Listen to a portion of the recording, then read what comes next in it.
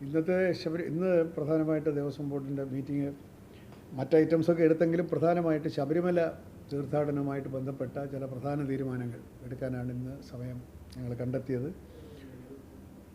പിന്നെ ശബരിമല തീർത്ഥാടനത്തിൻ്റെ പറ്റി സാധാരണ ഉണ്ടാകുന്ന പരാതികൾ ഒഴിവാക്കാനും ശബരിമല തീർത്ഥാടനത്തിൻ്റെ ഒരു പ്രൊഫഷണൽ ക്വാളിറ്റി, അതിൻ്റെ സംഘാടനത്തിലുള്ള ഒരു പുതിയ മികവ് ഉണ്ടാക്കി കൊണ്ടുവരണമെന്നുള്ള ഒരു ധാരണയോടുകൂടി ഒരു വിഷൻ, ഒരു ദർശനരേഖ ഞാൻ തന്നെ അവതരിപ്പിച്ചു.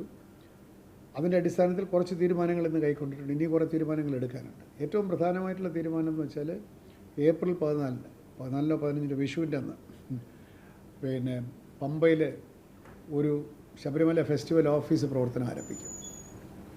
Exclusively for Sabarimala festival. അവിടെ ആളുകളെയും പോസ്റ്റ് ചെയ്യും. ബോർഡ് തന്നെ അവിടെ വെച്ച് ശബരിമലയുടെ കാര്യങ്ങളാണെങ്കിൽ ആ ഓഫീസിൽ വെച്ച് തന്നെ കൂടണമെന്നാണ് ഞങ്ങളുടെ അഭിപ്രായം.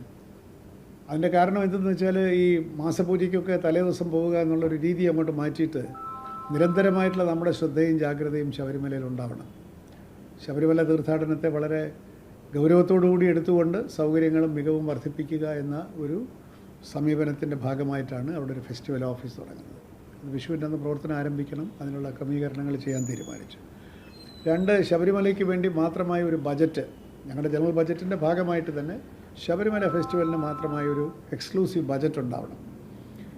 ഇപ്പോൾ ശബരിമലയിൽ എത്ര വരുമാനം വരുന്നു എന്ന് അപ്പോൾ നമ്മൾ മാധ്യമങ്ങളൊക്കെ അറിയിക്കുന്നുണ്ട്. പക്ഷേ എത്ര ചിലവായി, ഏതെല്ലാം ശീർഷകത്തിൽ ചിലവായി എന്നുള്ള കാര്യങ്ങളിലൊക്കെ കുറച്ചുകൂടി ഒരു ജാഗ്രത ഉണ്ടാകണമെങ്കിൽ, നിഷ്ഠ ഉണ്ടാകണമെങ്കിൽ നമുക്കൊരു എക്സ്ക്ലൂസീവ് ബജറ്റ് ഫോർ ശബരിമല വേണം. അത് ഉണ്ടാക്കാൻ തീരുമാനിച്ചു. അതിനകത്ത് വരവെത്ര ചിലവെത്ര എന്നൊക്കെ നമുക്ക് വളരെ പെട്ടെന്ന് അറിയാൻ പറ്റും. മാത്രവുമല്ല, അനാവശ്യ ചിലവുകൾ ഒഴിവാക്കാനും വരുമാനത്തിലുണ്ടാകുന്ന ലീക്കേജ് ഇല്ലാതാക്കി വരുമാനം വർദ്ധിപ്പിക്കാനും കൂടിയും അത് സാധിക്കും.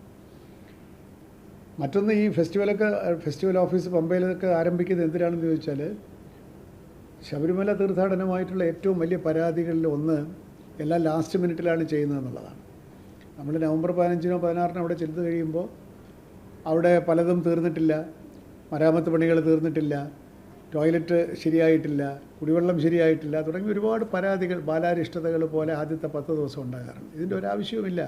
നമുക്കറിയാം, നവംബർ 15-16 ആകുമ്പോഴത്തേക്ക് തീർത്ഥാടനം ആരംഭിക്കും, വൃശ്ചിക 1 എന്തുകൊണ്ട് ഓഗസ്റ്റ് സെപ്റ്റംബർ മാസത്തിൽ തന്നെ എല്ലാം ചെയ്തുകൂടാ? അങ്ങനെ വളരെ കൃത്യമായിട്ട് ഒരു ആസൂത്രണത്തിലൂടെ സെപ്റ്റംബർ മാസത്തോടുകൂടി എങ്കിലും എല്ലാം പൂർത്തിയാക്കി തീർത്ഥാടകരെ കാത്തിരിക്കുന്നൊരു ശബരിമല സംവിധാനം ആണ് നമ്മൾ ഉദ്ദേശിക്കുന്നത്. അതിനു വേണ്ടിയിട്ടാണ് ഫെസ്റ്റിവൽ ഓഫീസ് തുടങ്ങുന്നതും ബജറ്റ് ഉണ്ടാക്കുന്നതും ബജറ്റ് അനുസരിച്ച് പ്രവൃത്തികൾ നേരത്തെ ചെയ്യുന്നത്. മൂന്നാമതൊരു സംഗതി, അവിടുത്തെ ശുചിത്വമാണ് നമ്മളെ സാധാരണ ശബരിമല ചെല്ലുന്ന എല്ലാവരെയും ബാധിക്കുന്നൊരു സംഗതി. ശുചിത്വം അവിടെ തൂക്കാനും ഒക്കെ ആളുണ്ട്.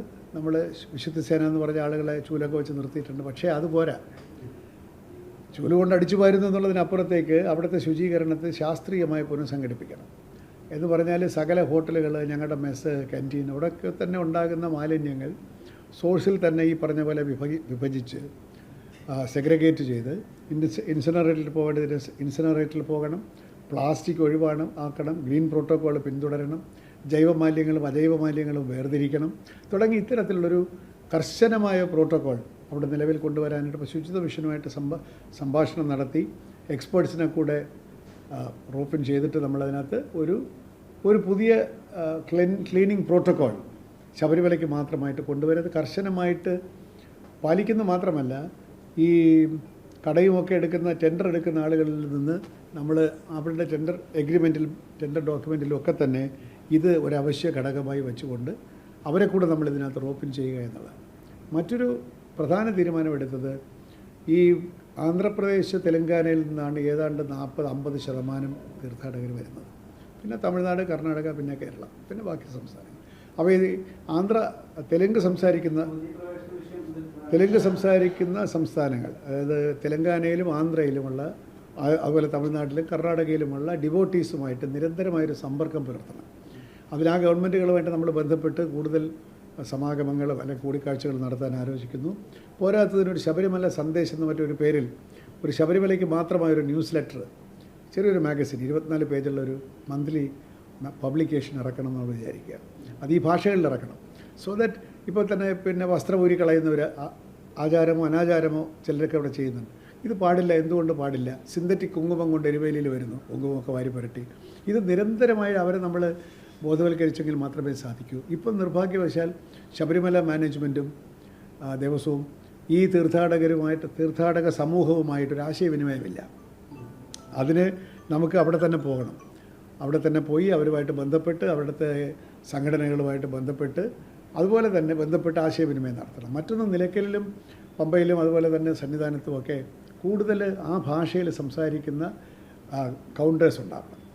അവിടെ നിന്നുള്ള ആളുകളെ വെച്ചുകൊണ്ട് അവർക്ക് ആ ഭാഷയിൽ സംസാരിക്കുമ്പോൾ ഉണ്ടാകുന്ന ഇൻഫർമേഷൻ കൗണ്ടേഴ്സ്, അനൗൺസ്മെൻറ്റ്, പോരാത്തതിന് കലാപരിപാടികൾ നിലയ്ക്കലും സന്നിധാനത്തുമൊക്കെ ഈ ഭാഷകളിൽ കന്നഡയിലും തമിഴിലും തെലുങ്കിലും ഒക്കെയുള്ള കലാപരിപാടികൾ കൂടി ഉണ്ടാവണം. എങ്കിൽ മാത്രമേ they will feel at home.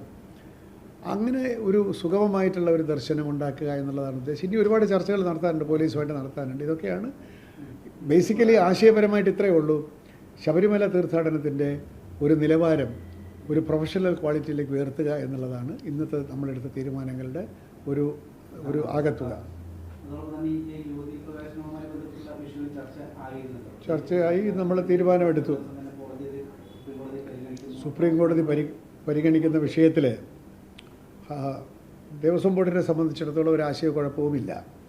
ഈ ദേവസ്വം ബോർഡ് രൂപീകരിച്ചിരിക്കുന്നത് തന്നെ ഈ ആക്ട് അനുസരിച്ചിട്ട് ഈ ക്ഷേത്രങ്ങളെയും ക്ഷേത്രാചാരങ്ങളെയും സംരക്ഷിക്കാനാണ്.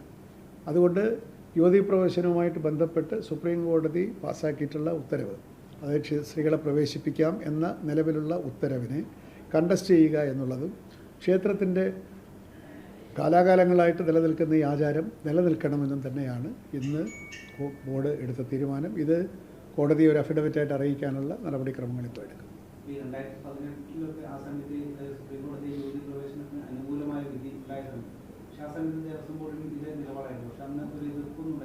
ദേവസ്വം ബോർഡ് അന്നും ഇത് തന്നെയാണല്ലോ എടുത്തത്.